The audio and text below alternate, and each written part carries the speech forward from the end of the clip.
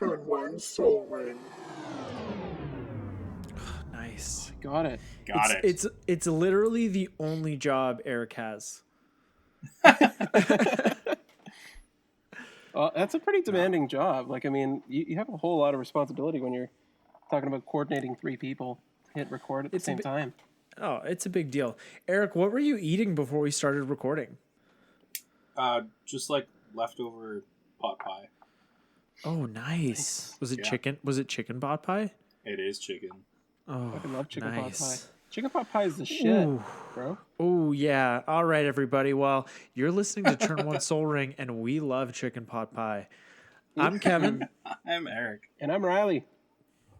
And today on the show, we're going to be wrapping up our 2-part series reviewing the new cards in the upcoming Commander 2020 set. But before we get to that, Eric, how can listeners get in touch with us? Because they're going to want to. Well, if you'd like to see some stuff going on Instagram, you can find us at Turn 1 Soaring the Podcast. You can also message us directly at Turn 1 Soaring the Podcast at gmail.com. Talk to us, ask us questions, and then check us out on YouTube. Just search Turn 1 Soaring the Podcast and make sure to type in the podcast. And you can find us on all the podcast platforms by searching Turn 1 Soaring the Podcast. Now that that's out of the way, though, let's move on to the new cards from Timeless Wisdom, the Jeskai deck. And first up, we have Gavi Nest Warden. Gavi? Gavi. Like Gavin. Gavi? But Gavi. Yeah. Do you think this is like a pet card of Gavin Verhey? Well, he was touting it as, containing letters of his name, but whether or not somebody named it after him, it's kind of unknown. I'm sure we'll never know. Anyways, Gavi Nestwarden is 2, a blue, a red, and a white for a legendary creature, Human Shaman.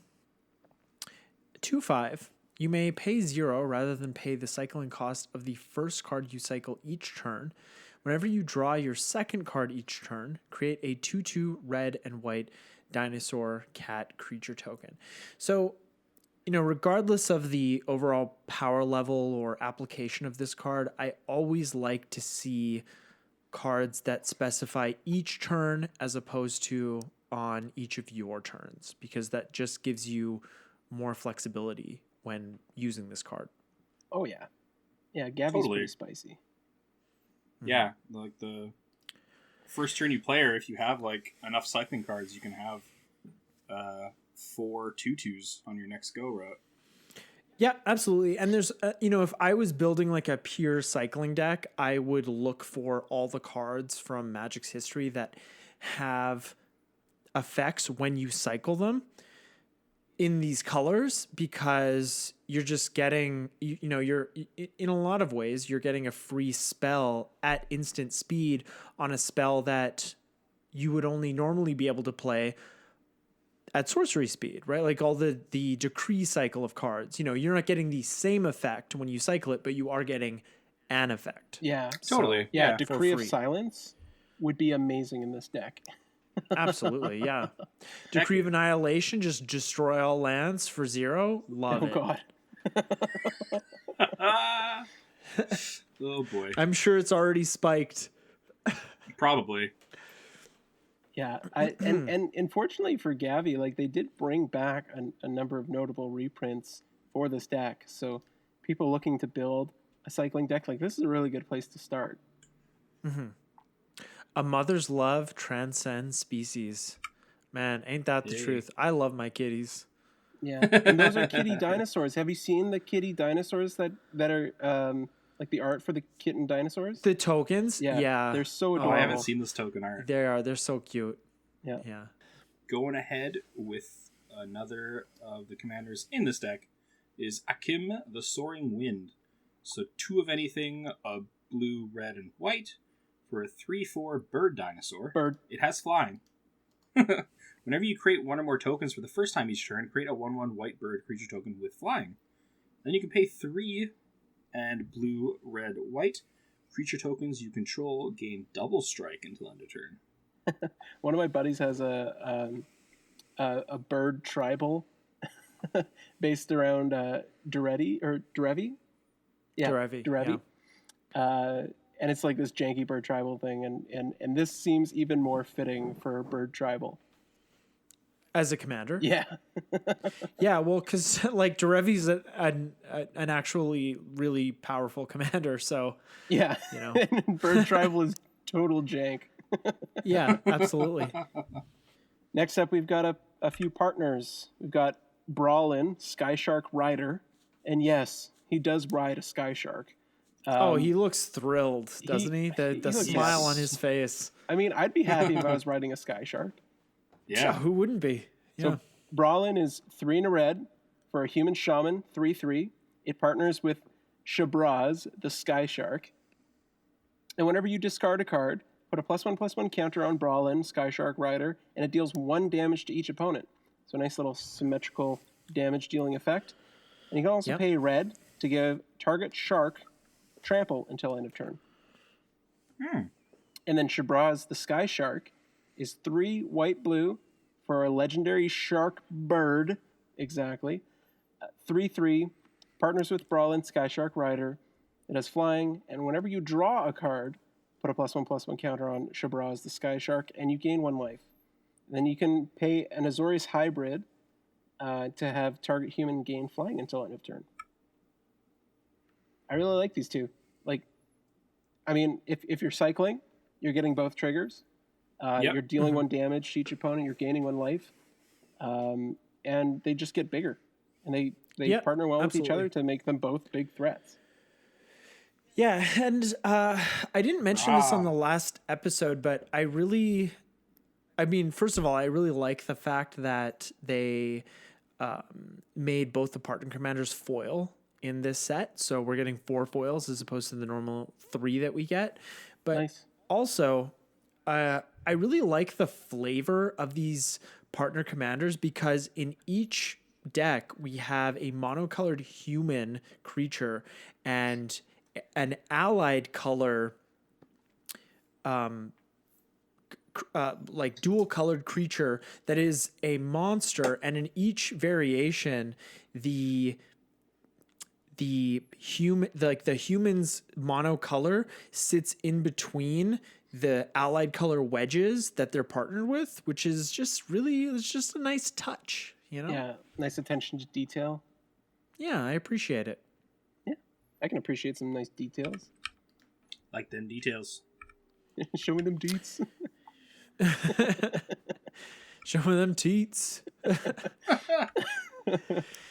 All right, next up, moving on to the new cards in this deck, we have Agitator Ant. It's 2 in a red for a 2/2 insect. At the beginning of your end step, each player may put 2 1/1 counters on a creature they control. Goad each creature that had counters put on it this way.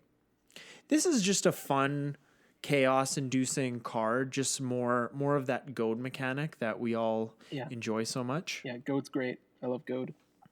Mm-hmm. Yeah, it's like if you feel like you don't need to be attacking the person who's playing this deck, you can put the counters on some creatures to make them better for attacking other ones. But it is a May ability, so if you really don't want to have your creatures goaded, you don't have to do this. Yeah, exactly. So with Bonder's Ornament, it's a 3-mana artifact, and you can tap it to add 1 mana of any color, and then you can pay 4 and tap it, and each player who controls a permanent named Bonder's Ornament draws a card. Yeah, so, this card kind of shows us that even though we're trying to kill one another, doesn't mean that we can't work together to do it. It's like, hey, guys, you want to draw some cards? Let's draw some cards. Yeah, let's just kill each other. Hey, you guys want to kill each other? Yeah, let's do it.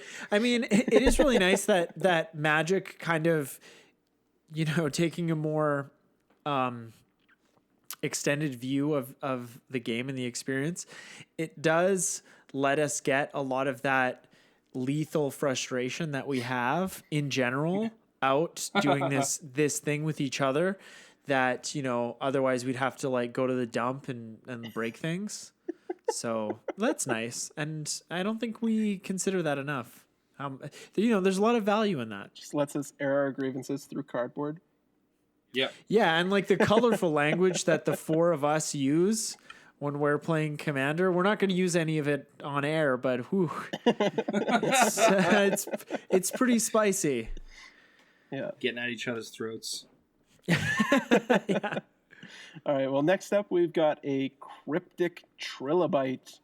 So its converted mana cost is XX, or I guess mana cost 0. is XX. So 0 converted mana cost.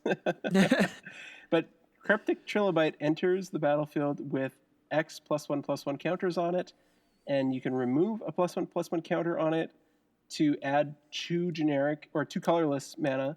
And you can spend this mana only to cast or only to activate abilities. And then you can also pay 1 and tap it to put a +1/+1 counter on Cryptic Trilobite.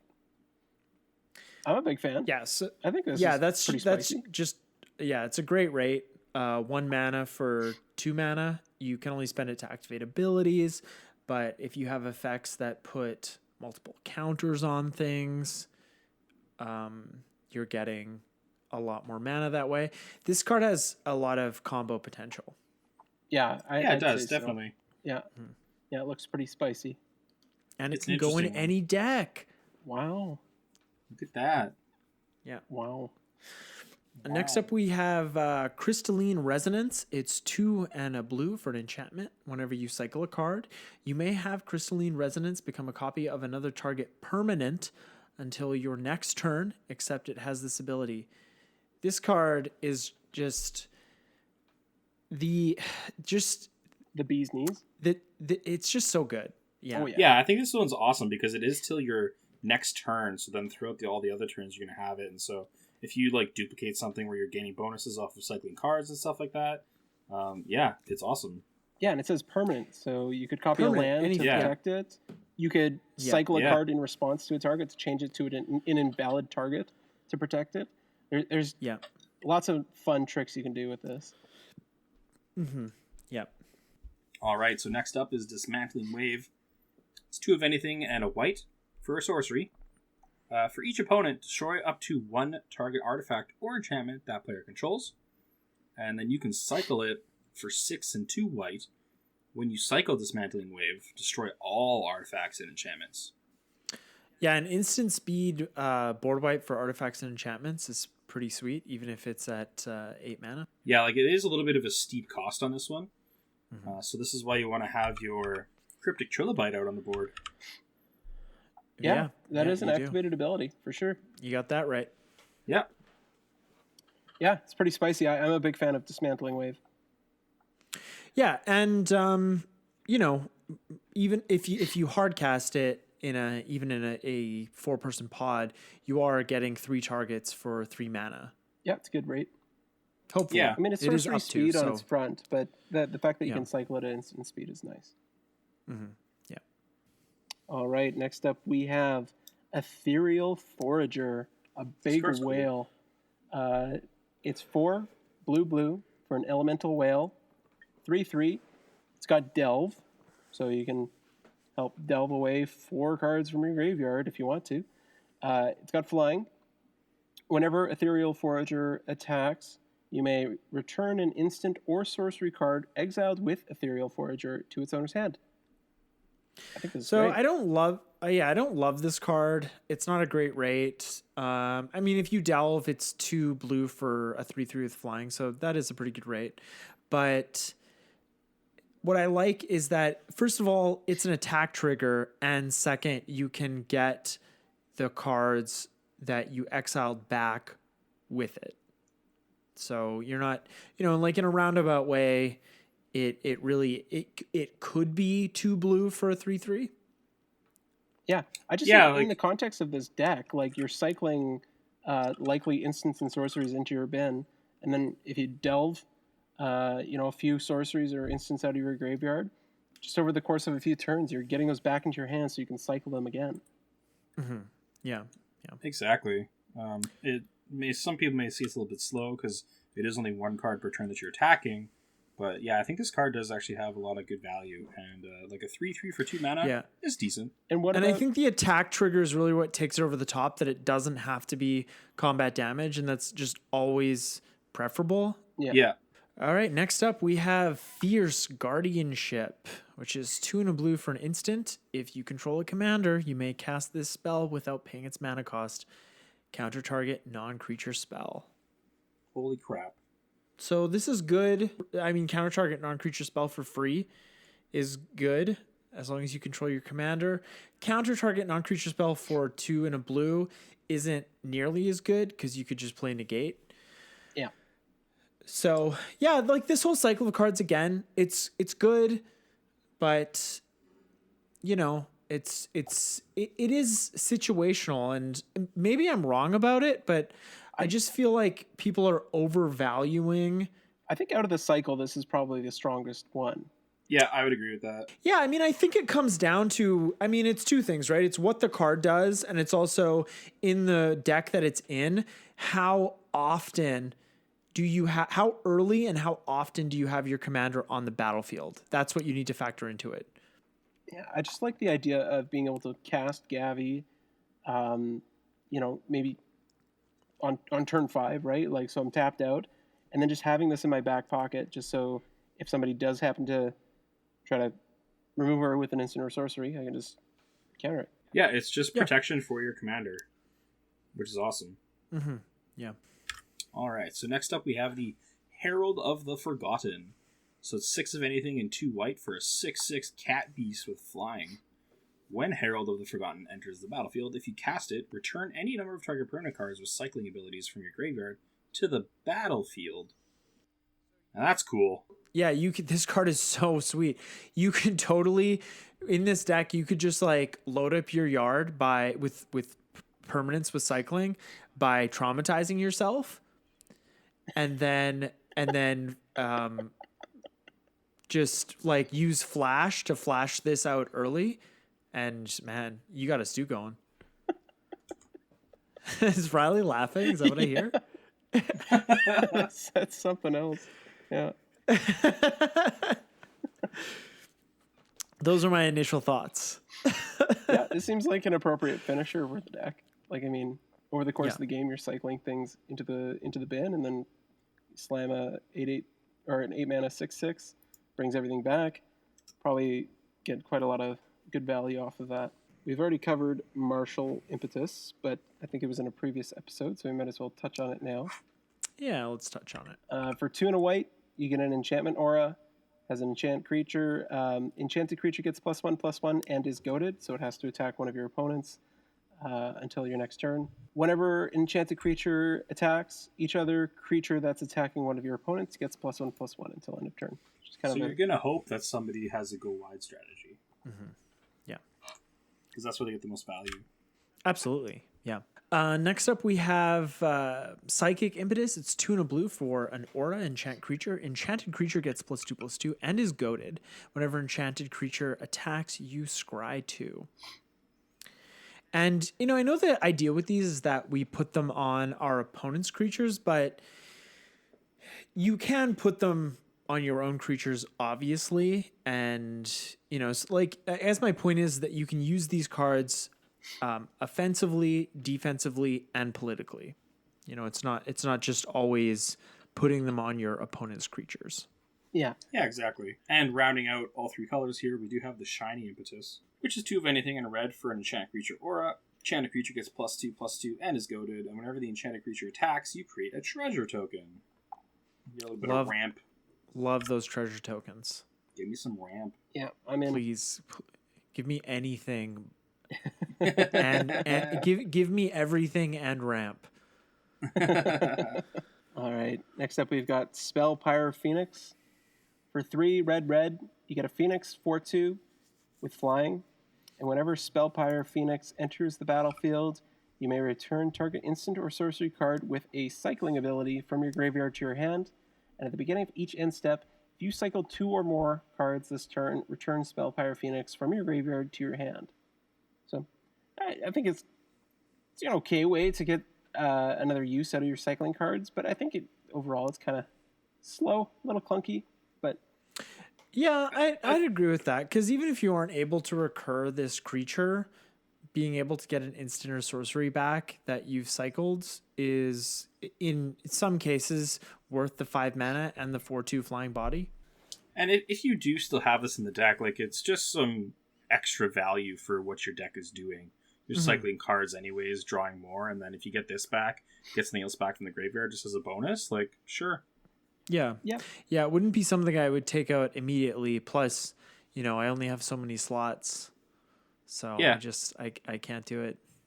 God, what a crippling aspect to the league that we created, hey? That it's just it is good though. It is, no, it's great. I love it, but it's just like, it's funny. Oh, what if, you know, it's just, I just want like 2 slots. Are you kidding me? I don't even want to win. What is this shit? It makes winning so bittersweet, which is really hard for me because winning is my favorite thing about games. I just like to play cards.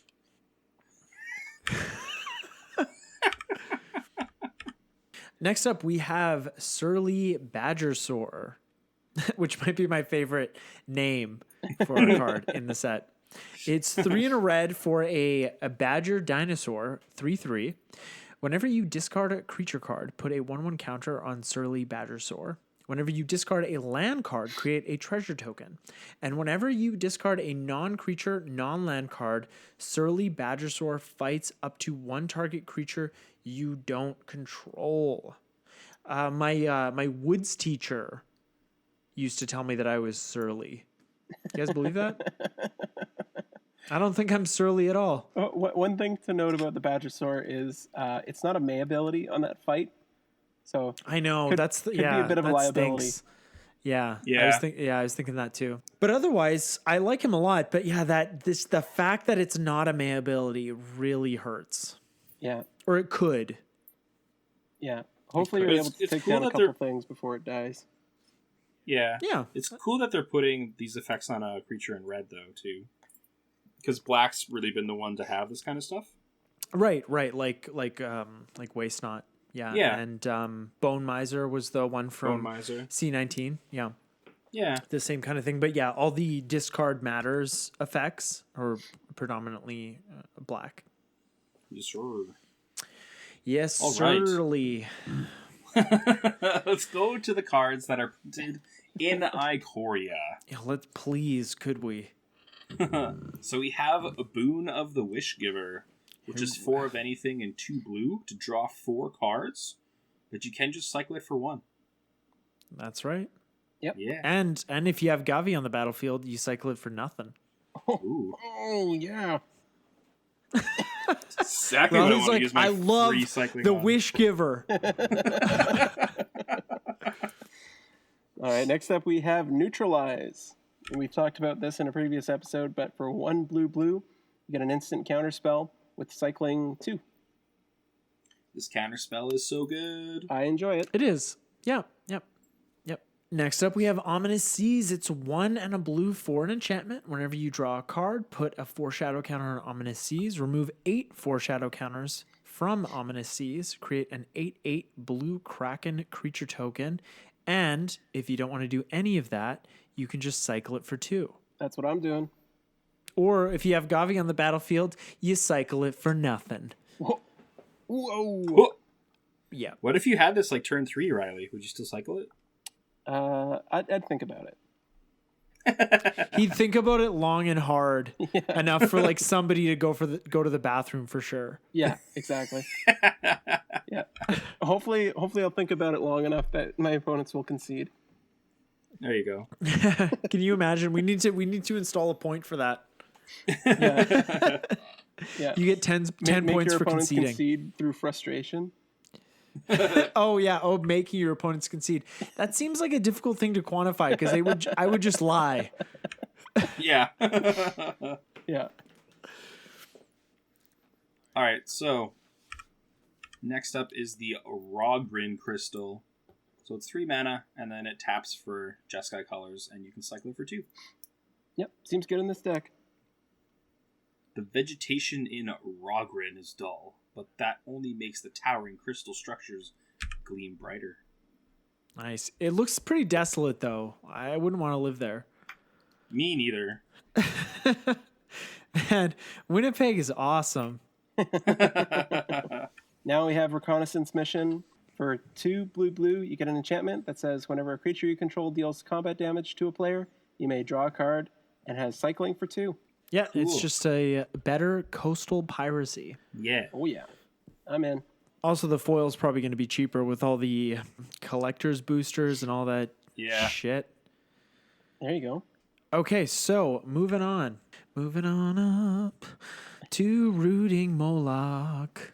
Okay, we got Rooting Moloch. It's 4 and a red for a 4/4 lizard. When Rooting Moloch enters the battlefield, exile target creature with a cycling ability from your graveyard.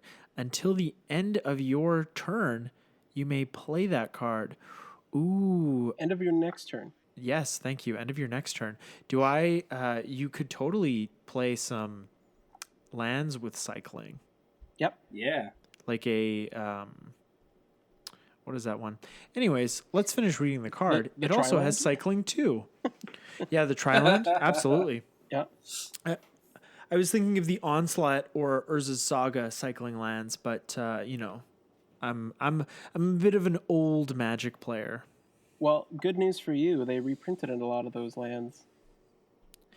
Yeah, you're right. Modern Horizons, baby, and Well, they Commander actually sets. reprinted it Yeah, in the set. boy. Yeah, In they this did. deck here. In this particular deck, Yes. yeah. And they printed all kinds of other tap lands in the other decks that they shouldn't have, but we can talk about that on future episodes.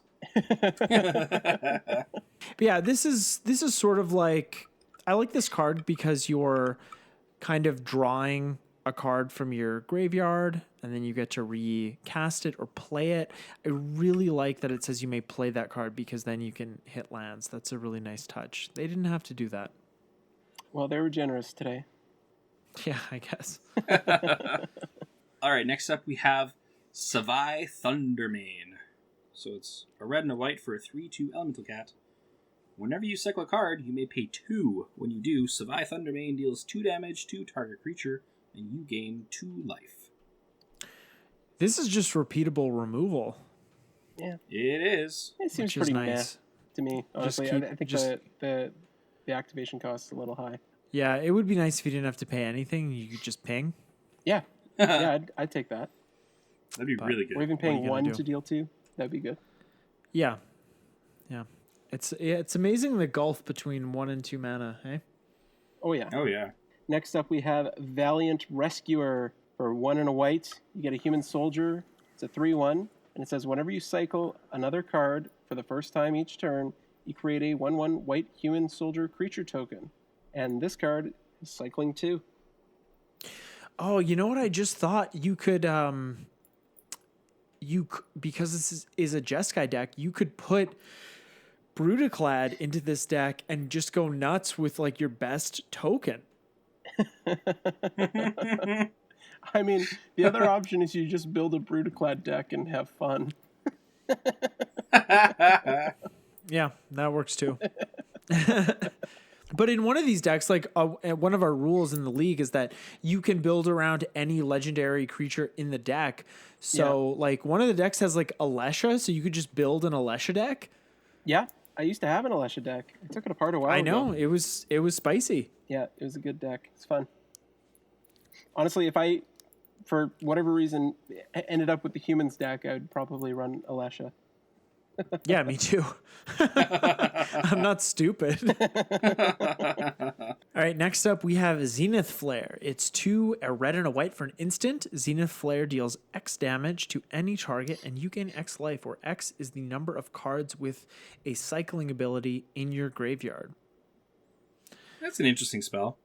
It is, and I like that it's an instant. Like you could, if the game goes long enough and life totals get low enough, you could one-shot somebody for lethal.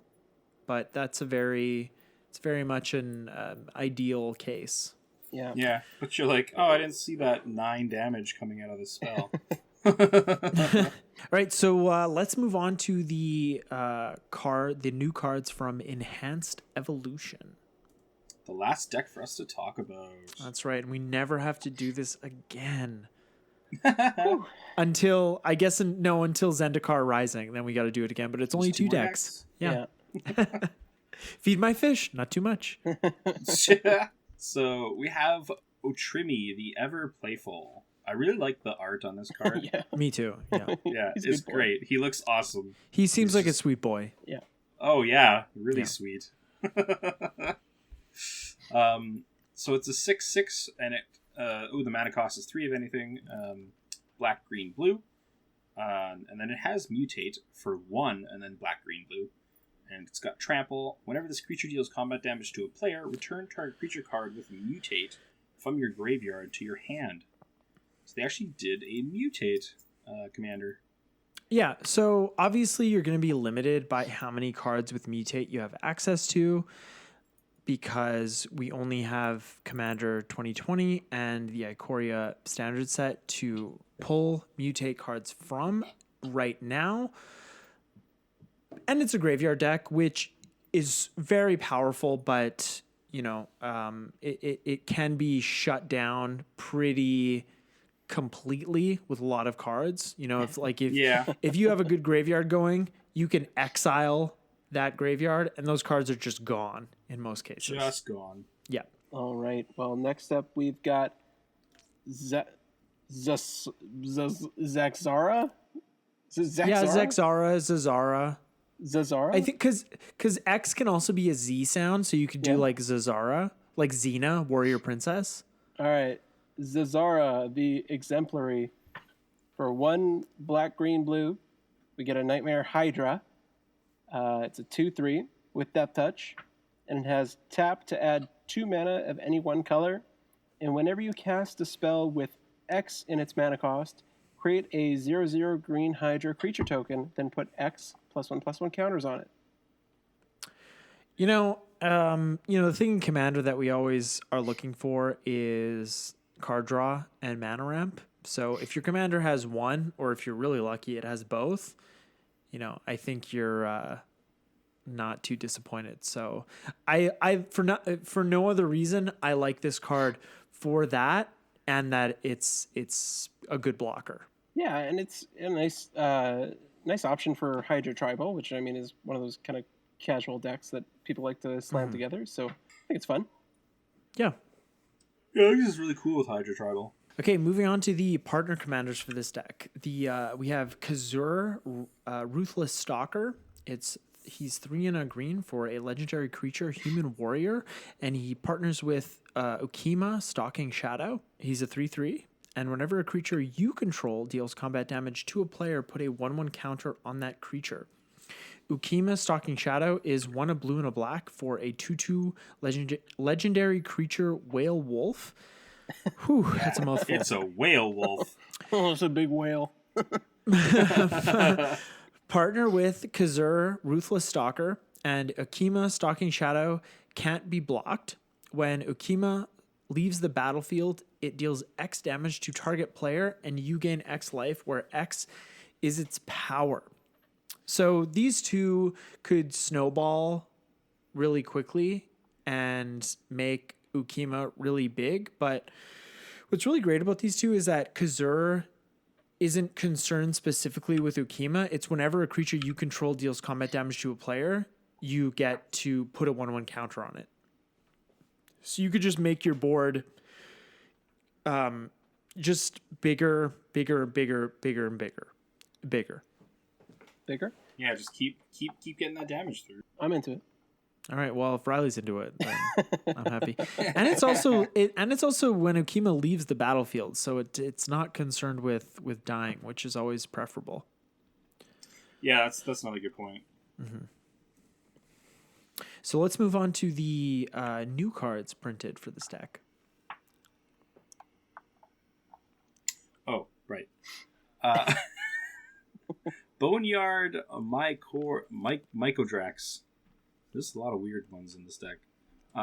2 of anything in a black for a fungus with star power and toughness. Boneyard Mycodrax's power and toughness are each equal to the number of other creature cards in your graveyard. And then you can scavenge for 4 and a black. So that's exile this card from your graveyard, put a number of 1/1 counters equal to this card's power on target creature. Scavenge only as a sorcery.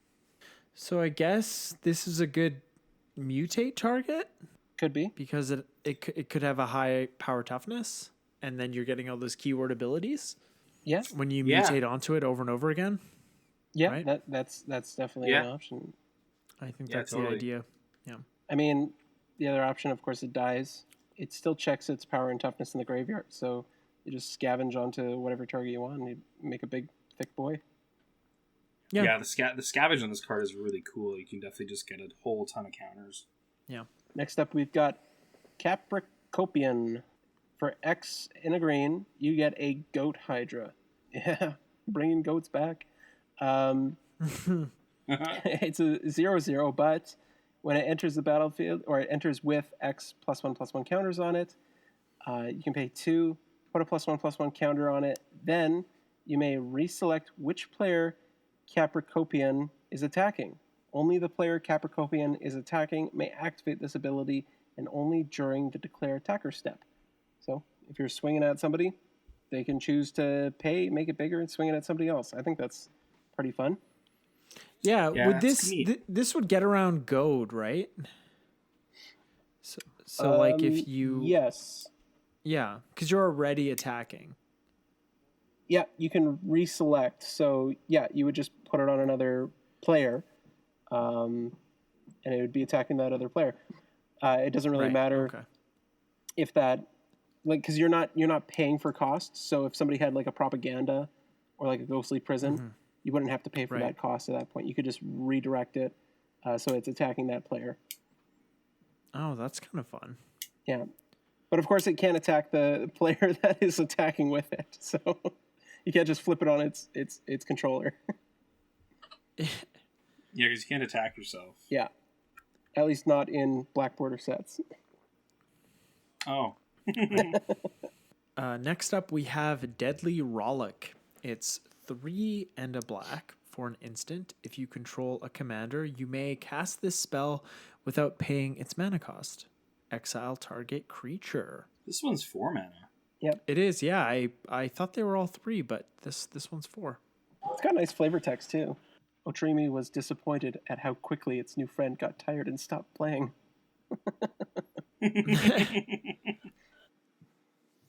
He just wants to play.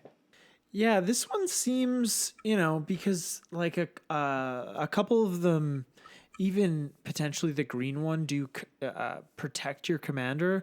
Even the red one could redirect a spell away from your commander, but this one seems like the least likely to be able to protect your commander. Yeah.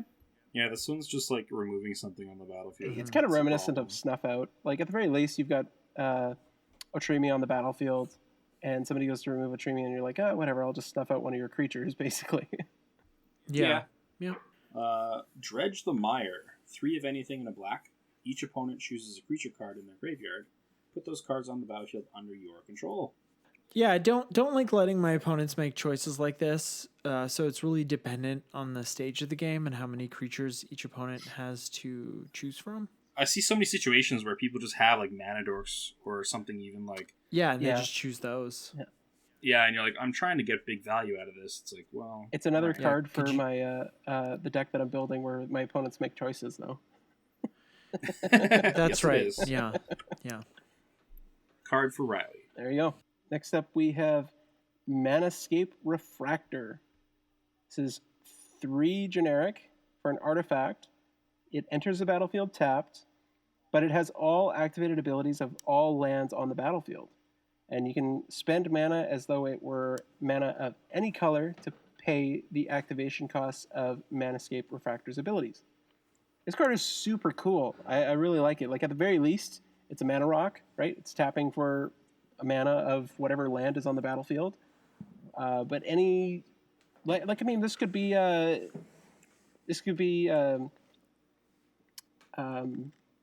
any land. But a strip it mine, could. you could strip mine somebody with this, or you could. Double strip mine. I guess it doesn't work with Dark Depths because it's not the land. It just has the activated abilities. So you could remove ice Yeah. counters. You from could...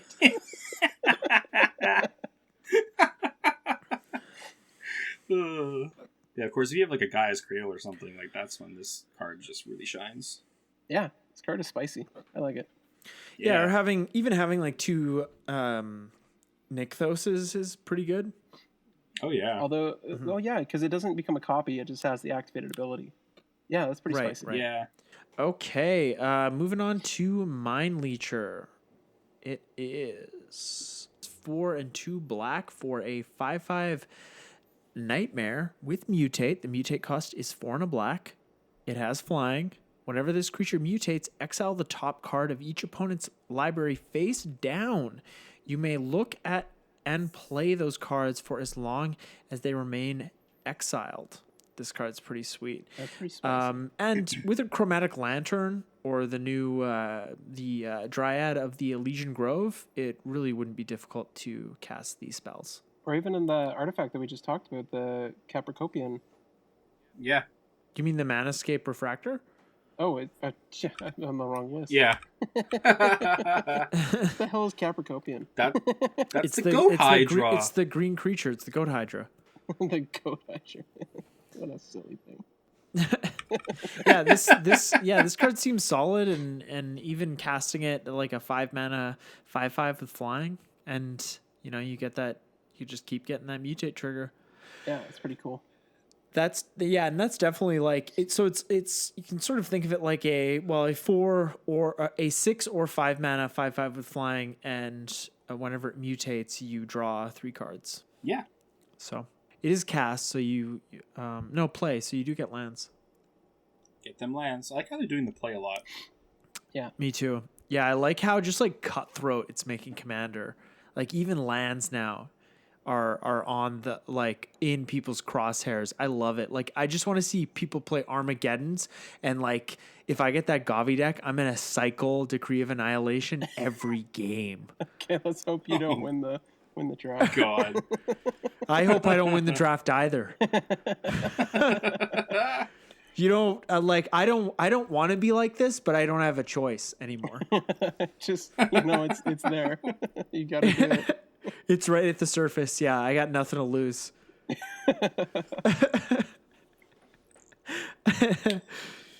Alrighty, let's move on to the Parasitic Impetus, which is 2 of anything and a black for enchantment aura enchanted creature.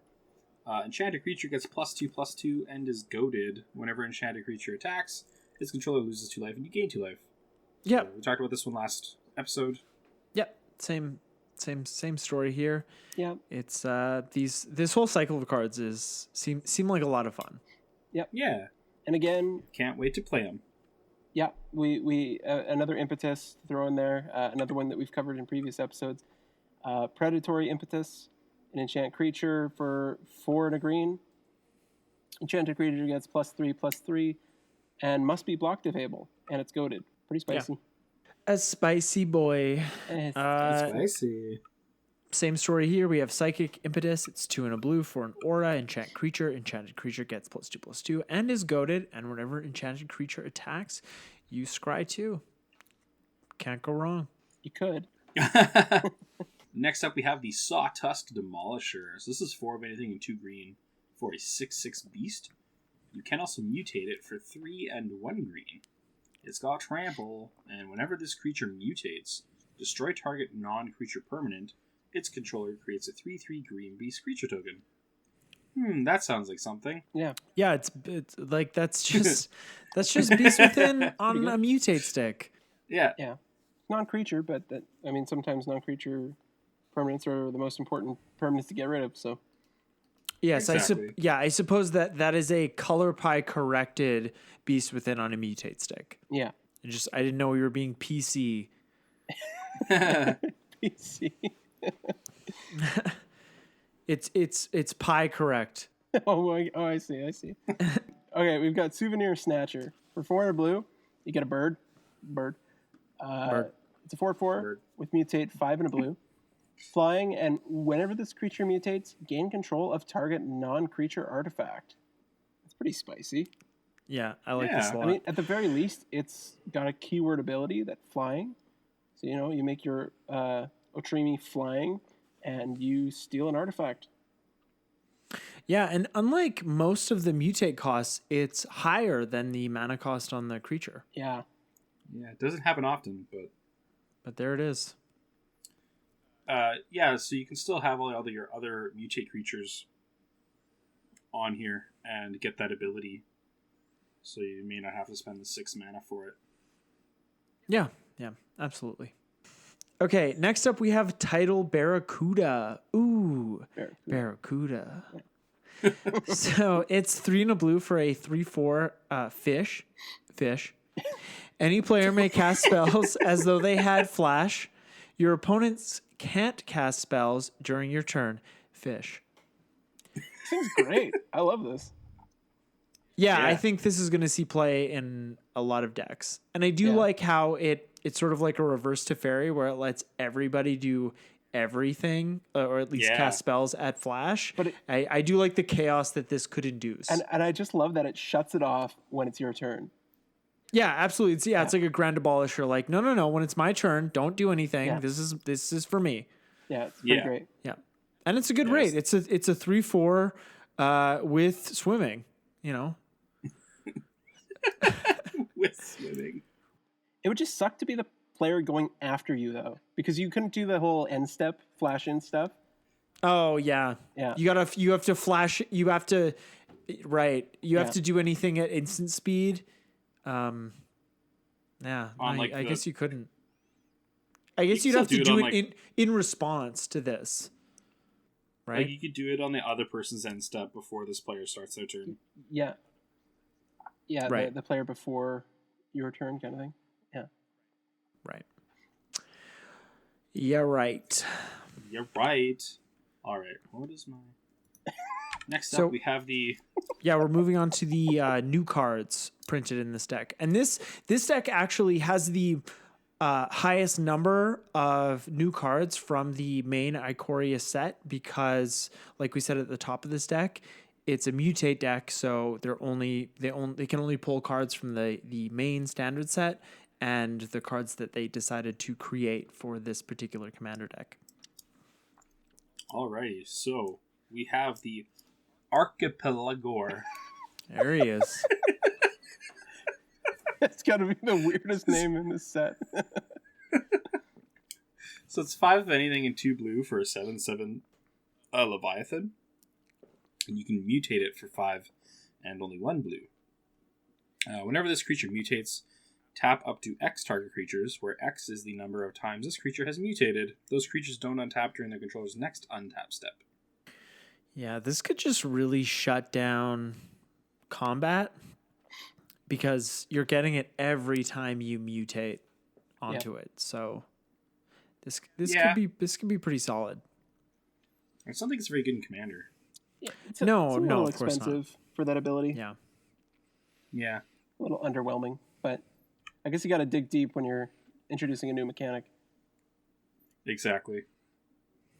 You sure do. Although, do you? I don't know. Maybe you could just make good cards. Yeah, I mean, you could. You could. That's another option. Just print good cards. That's for another day. Another day, another set. Yeah. Next up, we've got Auspicious Sterix. 4 and a green for an Elk Beast. 6/6 with mutate for 5 and a green.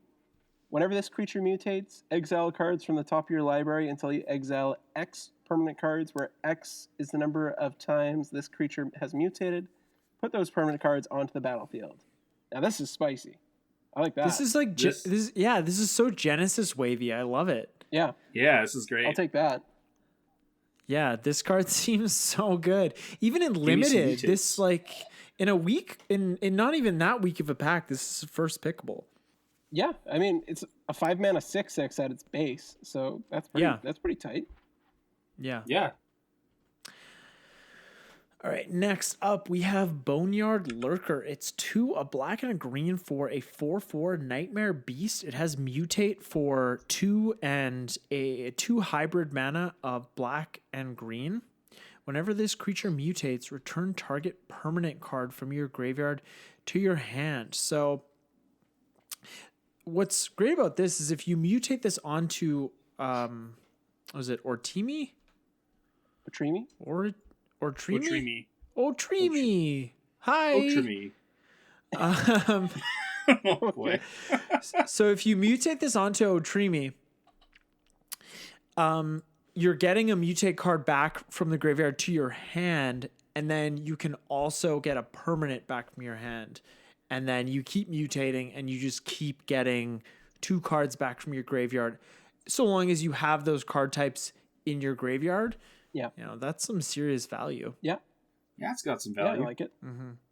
He's lurking. Oh, he's lurking hard. Check out his tongue. I know, right? Riley's like, I only look at the tongues.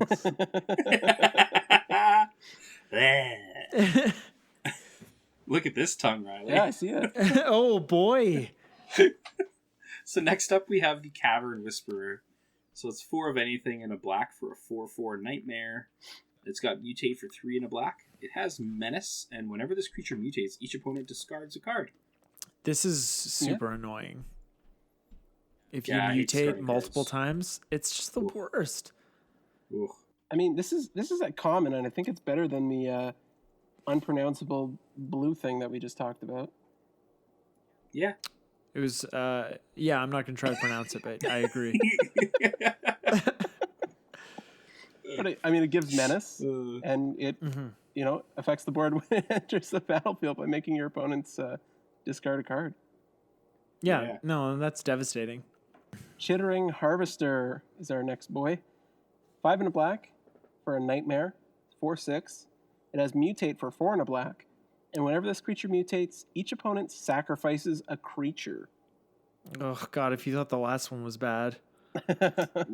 This is worse. And it's opponent, too. Oh, Yeah. It's not even a flesh bag. But you're paying that much mana, it better be opponents. It's chittering. Yeah. He doesn't even have a sexy tongue that Riley can enjoy. Yeah.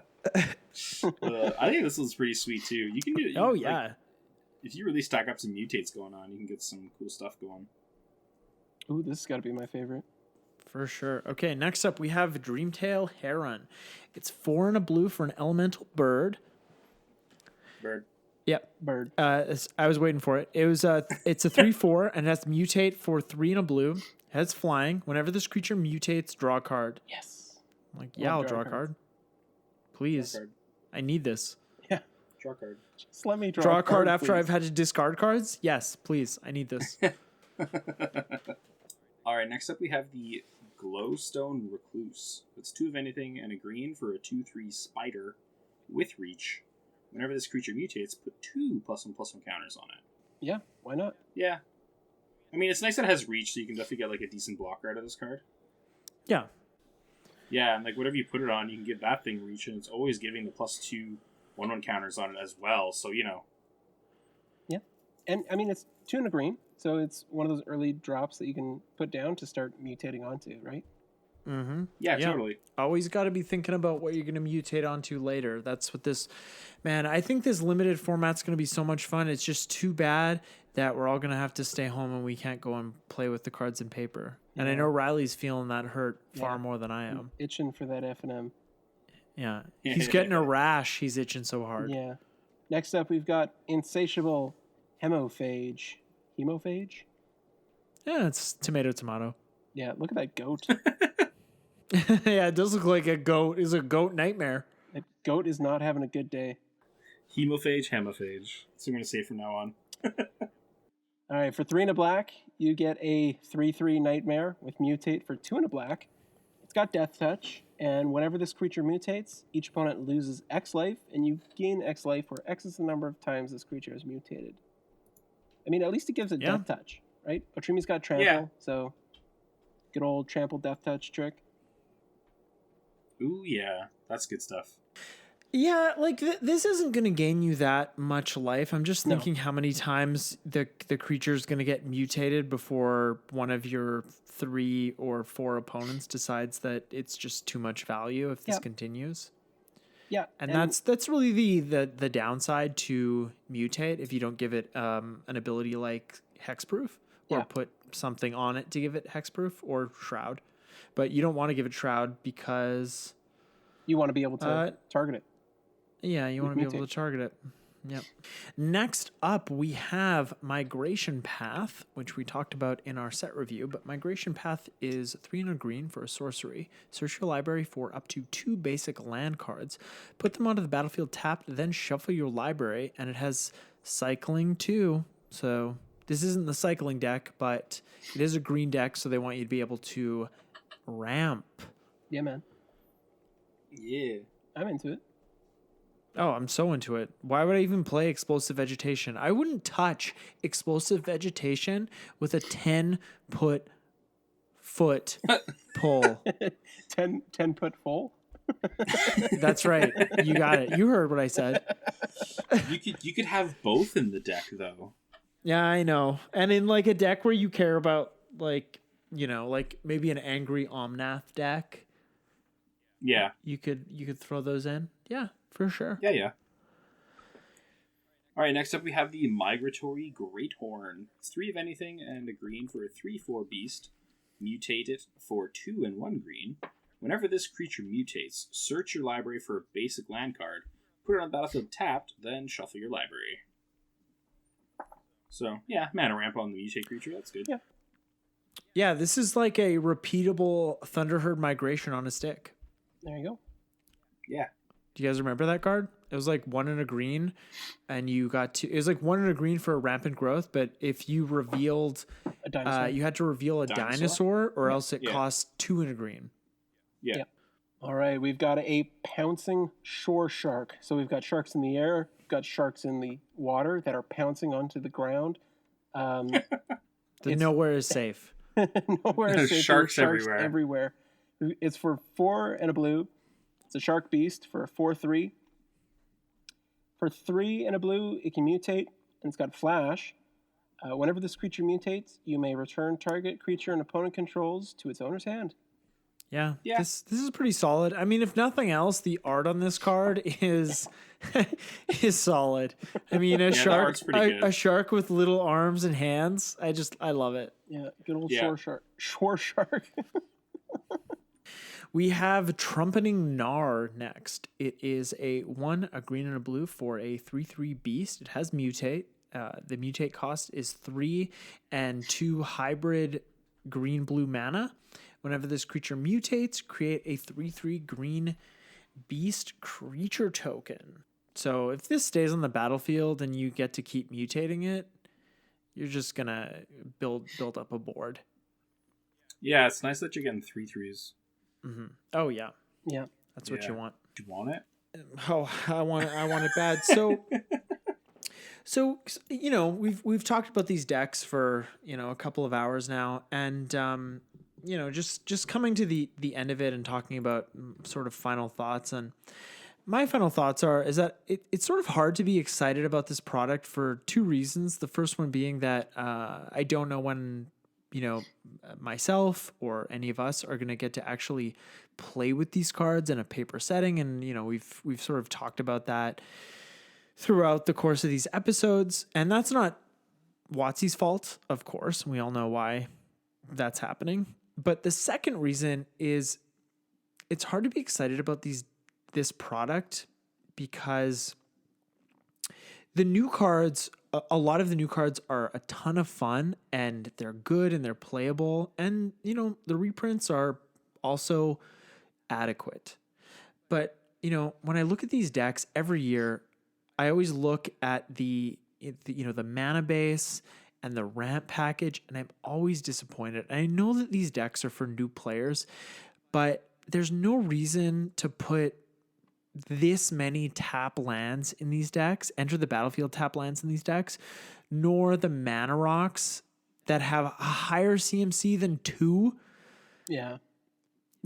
Because these decks, so going back to like that these decks are for new players, but also we don't want these decks to be so valuable that we see price gouging or hoarding. But my point is that these decks can be made tighter without running the risk of becoming so valuable that we run into those gouging or hoarding issues. What are your final thoughts about this, Riley and Eric? Well, I think one easy way to just go about making, I guess, a stronger ramp package, for example, is reprint those signets. Like, signets are not very expensive, and I mean, And the talismans, which just or the finished talismans. printing. Yeah, that's a perfect example. The cycle just finished in Modern Horizons. They're still very cheap. The enemy talismans. And I think it's important to build a product that's intended to introduce new players to the game of Commander, but it's also important to introduce new players in a way that helps them understand what constitutes a good RAM package or like a solid foundation for a deck. And I think you can build that without going too overboard in expensive reprints. Absolutely. Yeah. Yeah. I also personally find it a little bit weird that 2 of the decks actually have like the signet prints in them and the other 3 don't. Yeah. Mm-hmm. So it's like, why do it for 2 of the decks and then not do it for the other ones? Mm-hmm. Like, what's your reasoning here? Yeah. Yeah. And I would also like to get like less tap lands, and I know like the reason for not them doing that is they don't want the price to be too high, because we see older commander decks that are worth like $100, $150, and we obviously don't want that to happen. But yeah, like again, we don't need all of this like actual trash of lands in there either. And the thing is too, like they could, even if they want to put tap lands in, the scry lands were just reprinted. Do that. And even if they hadn't been reprinted in Theros Beyond Death, the full 10 scry tap lands were not that expensive. No, they're not. No. And it's still a better land. Yeah. Like, it put is. Another rare in there. Like, come on. And then you have the Czech lands that were reprinted in Dominaria and Ixalan, which rotated out of standard several months ago, but still aren't that expensive. They were made more expensive by Pioneer, but they're not that expensive. And they did put the Pain lands in, and they did put the Odyssey filter lands in, but like, what is stopping them from finishing the Odyssey filter lands cycle? Like, give us the enemy filter lands. Yeah, I really don't know what the deal is. And I actually agree with those Czech lands. Like, those are really good lands and they're not too expensive. Like, throw those in the deck. Yeah. So, like, and I agree that for new players, but you can make changes to these decks and make them a little tighter and a little faster and help new players into, I think, what Commander is in the wild without making these decks really sought after. Yeah. So anyways, overall, I mean, we're going to keep buying these decks because, I mean, we need a reason to get together, because otherwise I don't want to see your faces. So, if nothing else, we're going to buy the decks for that reason. But like overall with the decks, I think like just their general construction though, they seem like they should be pretty fun out of the box, I hope, just to play against each other. Yeah, and I do really like the variety of commanders that they've given us, because even with the partner commanders, you can just go a solo route and play with a single partner commander. You don't need to do the partner with thing. Yep, exactly. Yeah, so that's really cool. And the impetuses look like they're cool cards with all the goading and stuff. So there should be more like interactive stuff happening with combat and stuff in the games. So. Yeah. No, these decks do look like a lot of fun. I just hope we get to play with them before Christmas. Yeah. No doubt. That would be nice. Eric's like, maybe for my birthday. Oh, no. I hope we get to play with them before Riley and mine's birthday, honestly. That would be nice. Yeah. That would be nice. We're a couple of birthday boys.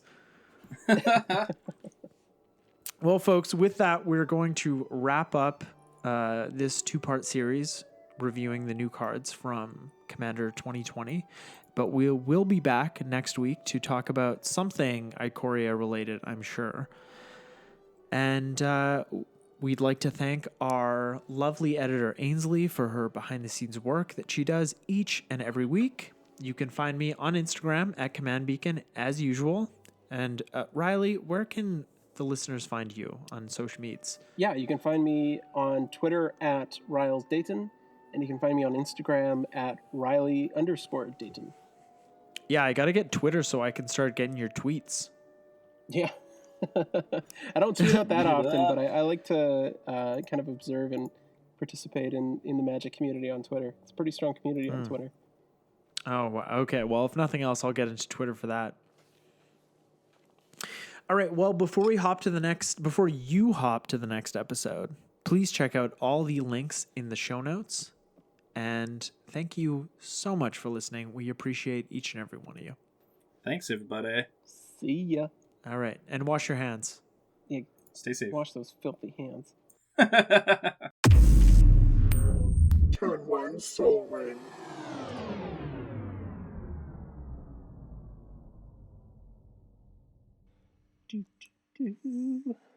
Oh man, the sound booth gets spicy.